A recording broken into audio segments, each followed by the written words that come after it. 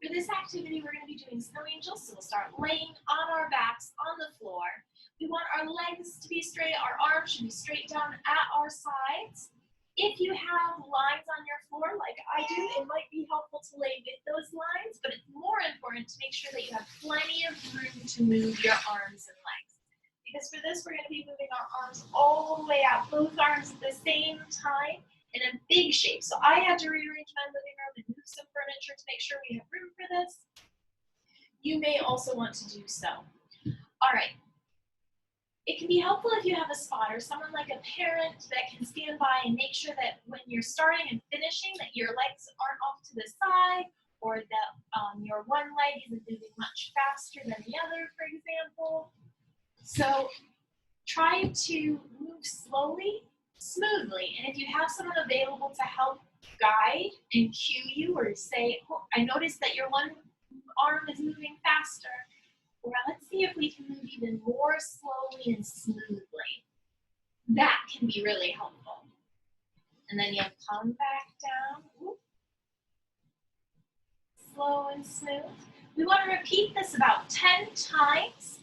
And ideally, while we're working on it, we would do it a couple times a day. Especially if you've already cleared the space in your house to do it.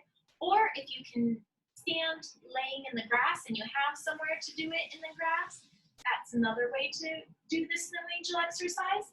It's really great for working both sides of your body symmetrically at the same time. And it can be really great for strengthening those bilateral symmetrical skills to help with participating in other bilateral activities or activities that use both sides of your body. And because we are also moving symmetrically, or both sides are moving at the same time, and it should be in the same way and at the same speed, it can be easier to use this to build up and really strengthen those symmetrical skills before we move on to asymmetrical, using both sides of our body to do different things. I've been mostly trying to do it slow and smooth, but another way is to kind of do it in increments. Where you move a little bit, check in, make sure you've moved both sides and that they're even, and then move a little more. It also helps us to move slowly. Make sure that you're also breathing nice and deeply the whole time that you're doing this exercise or any exercise. And have fun. All right, see you next time.